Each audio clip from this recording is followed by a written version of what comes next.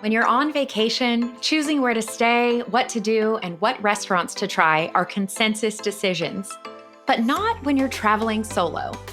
When it's just you, the world is your oyster. So go ahead and pair that oyster with a bubbly glass of Prosecco and congratulate yourself for taking the plunge into the world of solo travel.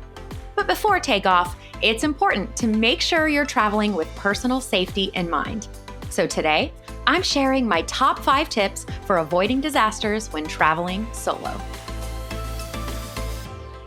When it comes to disasters, trust me, I've seen them all.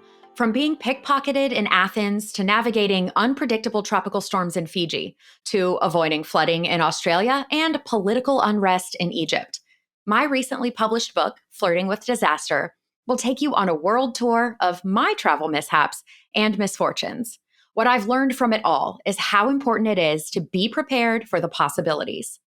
When you're resourced with knowledge from people who have been there and done that, you're more likely to get through any potential issues unscathed. You'll also come out the other side with a little more worldly wisdom to show for it. So let's talk solo travel safety tips. Tip number 1, get travel insurance and evacuation insurance. One medical emergency abroad could cost you thousands and possibly leave you stranded in a country where you don't speak the language or have the skills to get help. When I got into a surprisingly violent one-woman bicycle accident in Bali, I smashed my new camera into the ground, along with myself. Travel insurance covered it all, and I didn't have to buy a new one out of pocket. And that was an easy fix. Imagine getting into a serious bus accident or a car crash abroad. It's more common than you might think. A friend of mine slipped and broke his back in the middle of the jungle. If not for travel insurance, it could have set him back $100,000 to get home. For worst-case scenarios like this, emergency medical travel insurance like that provided by Allianz give peace of mind that should the worst happen, you've got someone who can help get you safely to treatment. No matter how young or healthy you are, travel insurance and a medical evacuation membership is a must-pack for any trip. Tip number 2. Join a tour to get your solo traveling feet wet. It's a great way to meet people, and it's refreshing to mix up your alone time with a few group activities. But it's important to make sure your tour operator has been vetted. Read reviews, ask fellow travelers, and scroll message boards to get an idea of what to expect from tour providers. And note that just because a particular tour operator has great reviews in Morocco, that might be different for their tours in Japan. A little research goes a long way. Tip number 3.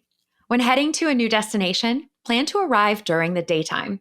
I landed in Bangkok once at 3 a.m., and it was more stressful than it needed to be. I feel so much safer navigating luggage on unfamiliar streets in the daylight. If you arrive early enough, take a walking tour or hop-on, hop-off bus tour to get the lay of the land. And don't hesitate to ask a concierge or taxi driver what places are best avoided by tourists. Tip number 4. Do an online safety check to research where you're going. Check recent news in the area and look up any State Department warnings before you travel. This is another good reason to have travel insurance, so you can change your plans without penalty if safety concerns, like terrorism or unrest, arise.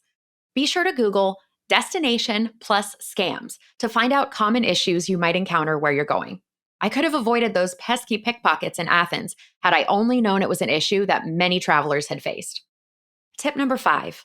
Safety is always worth the splurge.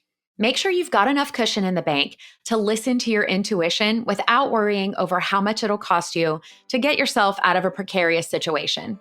If something feels off at your vacation rental, or you have that gut feeling that something's not right with your tour guide or taxi driver, don't worry about being polite. Our internal warning systems are pretty good at throwing out red flags. We just have to watch for them. With the right amount of preparation, you'll feel confident and you're sure to enjoy your solo travel experiences even more.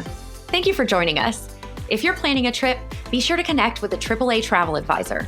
Check out AAA.com/travel or visit your local branch. This podcast is a production of Auto Club Enterprises. If you enjoyed it, please subscribe and leave us a review. I'm Angie Orth. Thank you for traveling with AAA.